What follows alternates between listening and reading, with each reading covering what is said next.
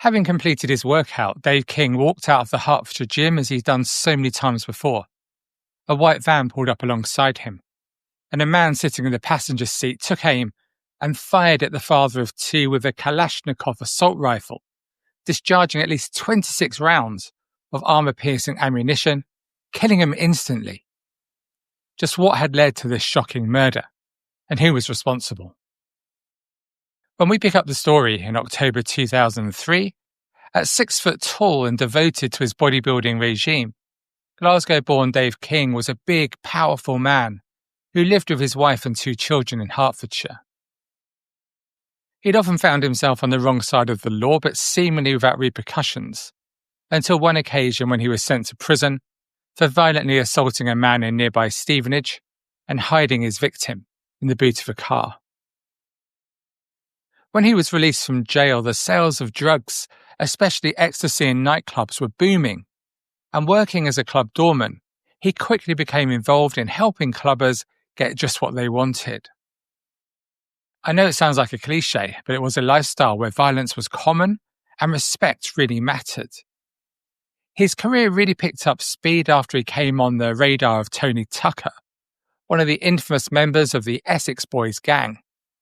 You'll recall that in 1995, Tucker, along with Patrick Tate and Craig Rolfe, were murdered in a Range Rover in a remote part of Essex, Rettendon, near Chelmsford. Like me, you've probably seen one of the 729 films or documentaries about this. Dave met Tucker soon after his release from prison when he went to Tucker's North London shop, which specialised in muscle-building supplements. This opened up all sorts of opportunities for different kinds of work for Dave, and he even worked as a bodyguard for high-profile people such as the boxer Nigel Benn. And seeing the sheer amounts of money made by others made Dave really think about his options. He was good at what he did, he was ambitious, and he wanted to make some real money, so he launched his own nightclub in Stevenage. It was called the Renaissance, and it had a reputation as a place where you went to get drugs. For a while, things went really well, and the cash was rolling in. But by 2002, the climate had changed after a number of high-profile deaths of young people who were just out for the night across the UK and had lost their lives to that drug. So the police were under pressure to stop the seemingly free flow of drugs in some clubs, and the nightclub business became more difficult for Dave. And eventually, the Renaissance was closed down by the council. By this time, Dave was involved in many other ventures, including the lucrative London trade in stolen watches, which earned him the nickname Rolex Dave, along with muscles. He was rumoured to sell the watches to a wide variety of global customers, including the Russian mafia. Dave King was a bright man. He knew the balance of risk and reward in the life that he chose to lead. He'd already lost close friends, including Darren Pearman, stabbed to death at the Epping Forest Country Club in 1999. Among the many mourners at Darren's funeral was Dave. His suit was sharp, his manner was calm. But those who knew him said he looked shaken. He knew that the same fate could easily await him.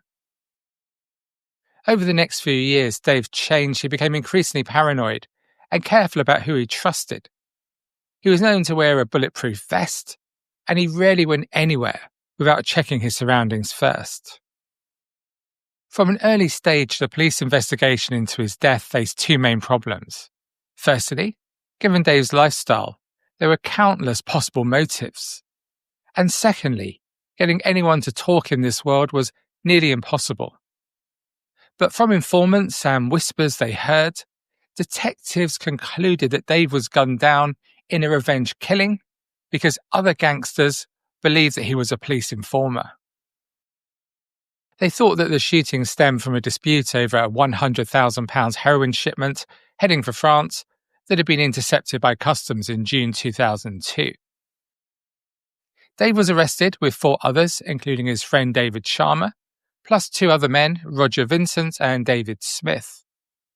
The charges against Dave were dropped early, leading his associates to suspect that he'd grasped.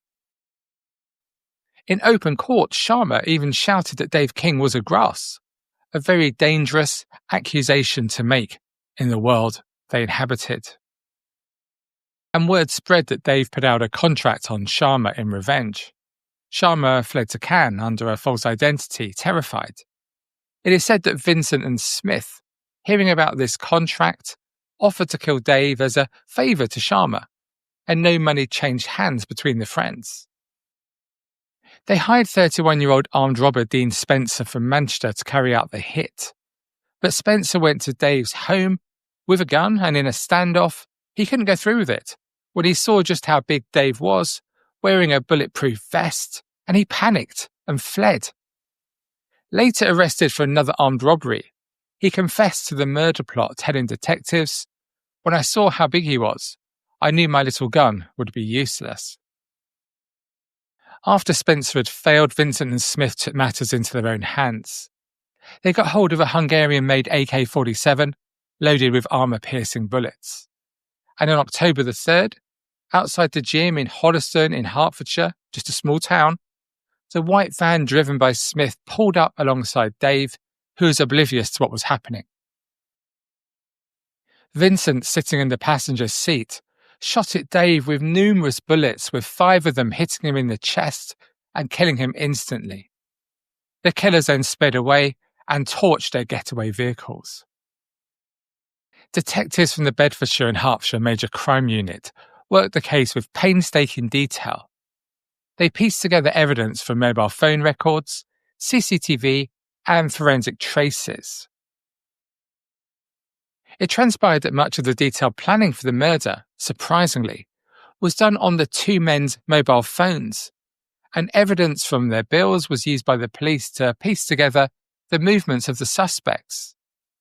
The key turning point came when a phone used by one of them was traced making calls close to the murder scene and then travelling along the same escape route as the burnt-out getaway cars. Police also analysed mobile phone transmissions from Hoddesdon to Cannes minutes after the shooting. They believed it was Vincent and Smith calling Sharma to tell him that they'd murdered King. And it was only after the murder that the 2 suspects bought new phones. And more surprising errors were made. CCTV footage placed Smith wearing a distinctive hat at a filling station in Hoddesdon. A rubber glove, often used by people at filling stations, contained a palm print from which detectives were able to get his DNA. And the following day, a couple walking beside Braden Water on the Norfolk Broads spotted a man hurling a red bag into the water and rushing from the scene, all very suspicious. The walkers waded into the water to get out the bag, and to their amazement, it contained the AK-47. Police were able to prove that the gun was the same one used to kill Dave King. On the lip of the curved ammunition clip, they found a trace of Smith's DNA. On a towel in the same bag, they found DNA from Vincent. And on another towel, the police found fibres from a unique rug which was used at a flat by Vincent. Of the 2, Roger Vincent was the more dominant. He saw himself as a big-time gangster, although police described him as a fantasist who wanted to be feared. David Smith was quieter, more calculating, and saw himself as a true professional. The pair fled to Spain soon after the murder, of course they did, but Spanish police arrested them in a villa near Marbella after a tip-off. When British detectives arrived to extradite them, Vincent reportedly laughed and said, "I knew you'd find me eventually. You lot never give up." During their trial at the Old Bailey, both men denied murder. They tried to blame each other, but the jury didn't believe what they were saying. The forensic and phone evidence was just overwhelming. Roger Vincent, a father of 4, was sentenced to life in prison with a minimum of 30 years, and David Smith got 25 years. The judge called it a thoroughly planned, ruthless, and brutally executed assassination. After Dave's death, £1.6 million in assets of his were frozen, and £610,000 was ultimately recovered under the proceeds of crime laws. Despite how you may disagree with how Dave King chose to live his life, he was still a loving son, husband and father, and for his family the verdicts brought some closure but not comfort. His mother Norma said, "He made mistakes, but he was our son."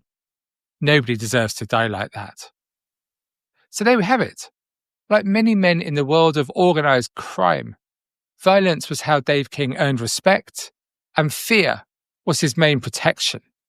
But in the end, neither was enough. Thank you so much for watching this video. I hope you found it of interest. If so, please do subscribe. It costs you nothing and keeps me producing weekly content for the channel.